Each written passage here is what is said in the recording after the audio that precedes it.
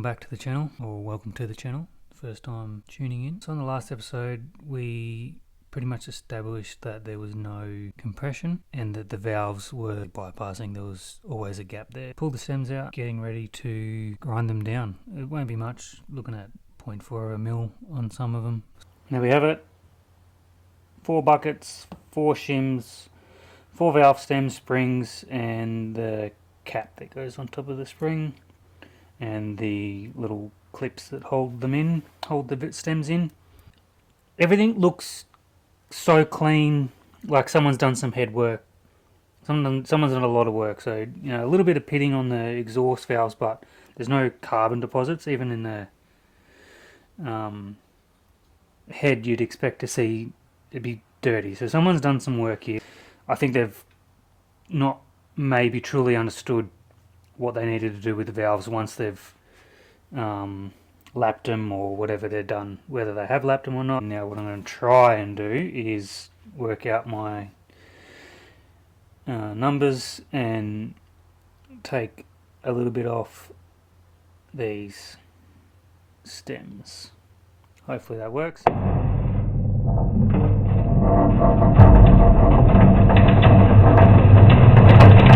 Here we go, maybe a little bit agricultural using a bench grinder, but wasn't much that were taken off and it worked pretty good. Just trying to keep that edge straight as much as possible.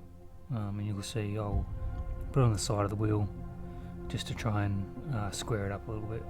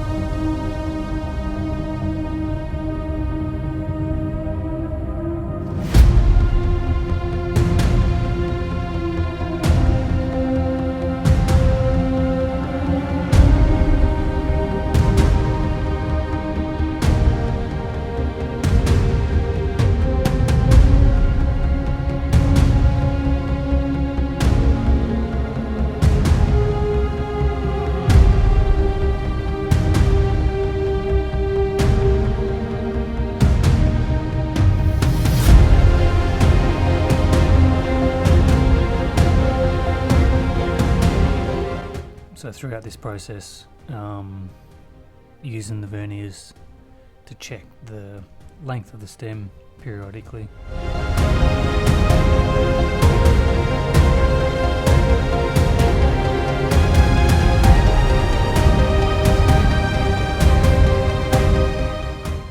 And there we go.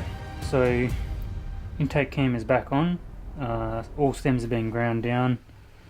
Made a little note of, so I didn't get number 3's intake before, but so intake 4 stem was 111 before, and then we went down to 110.39, 110.25, 110.28, 110.35. The feeler gauges, so we've got lobe 1 at top dead center at the moment, so we'll put in 0.15, so that goes in. So what we also have in here, just to double check, I've put fuel in, same as we did before, and it's holding, so it's not coming out the valve. So that is brilliant news. But this is promising. This is definitely bloody promising, that's for sure. We've got the exhaust cam back in and torqued up. So what I've done is left cylinder 1 shim out. So I'll just take you through the process of how I did this one, and how I've already done cylinder 2. So no shim in that bucket. So what I've got here is a kit that I used on my 2012 YZ250F when I reshimmed that. So I just put a kit, so not the right size, so much smaller shims, but still gives me a fair idea of where I'm going. Alright, got the 185 shim, so chuck him in there. I'll get my feeler gauges out, so I need 0.25, I've got my little thing here. It's not perfect, but get me out of trouble. Hold it there. The 0.25, so this is min.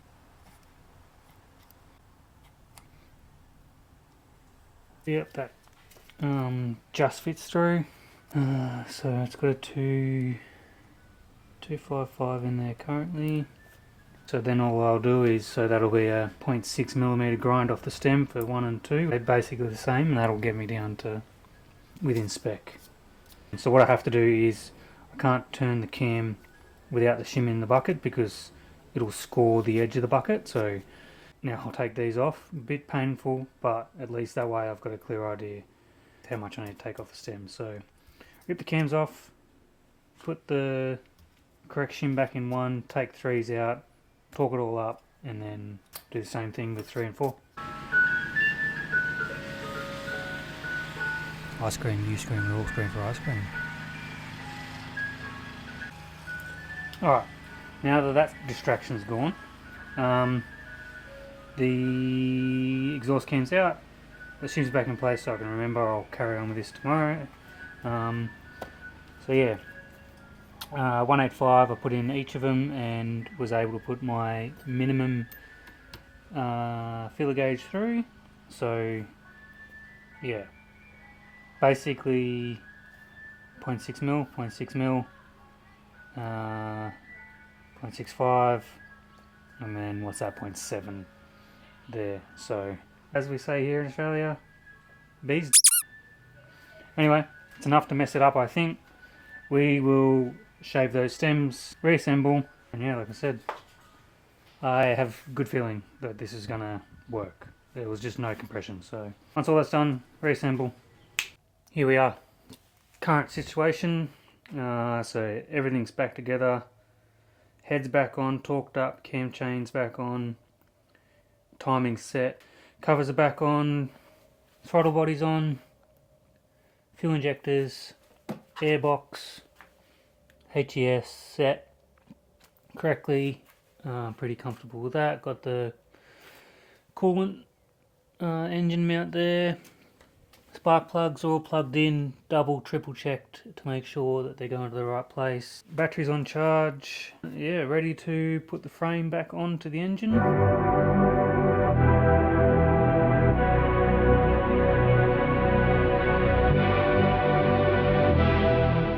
Okay, there we have it. Everything back on, double, triple checked everything. I've left the fuel gauge on just so I can confirm I'm still getting the right fuel pressure. Just need to do starter motor and the battery. Everything else is in, coolant, put a bit more fuel in. Pretty sure we've got everything that needs to be plugged in. So now, cross our fingers. You have to cross your toes as well, because this has to start this time.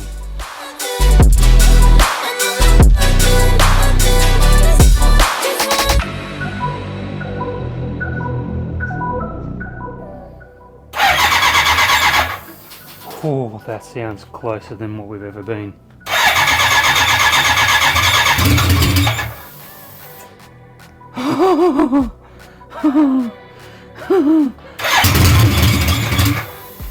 Oh my lord, that's running.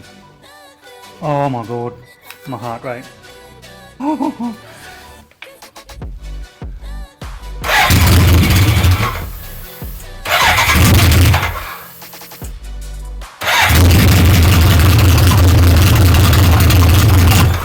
Alright, so a little bit of throttle is killing it. Maybe it's cold, I don't know.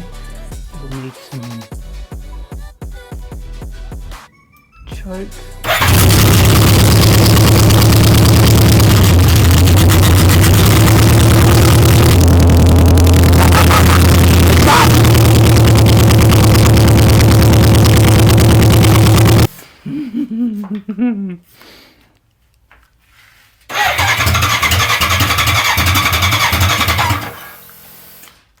Black smoke. What does black smoke mean?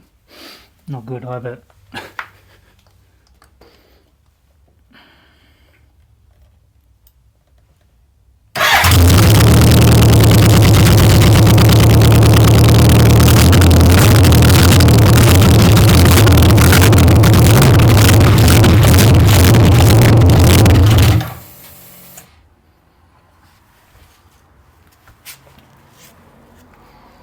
So I think that's just the oil. So obviously because I've been playing around with it, you can see the, I don't know if you can see, yeah, smoke coming up.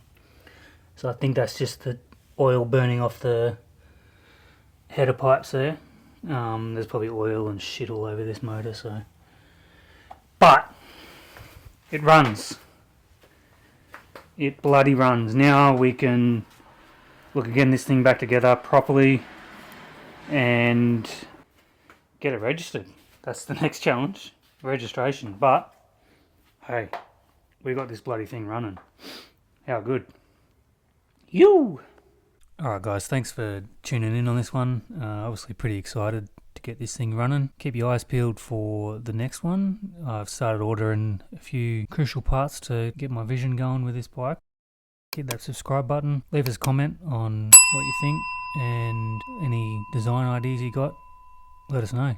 Thanks again for tuning in and see you on the next one.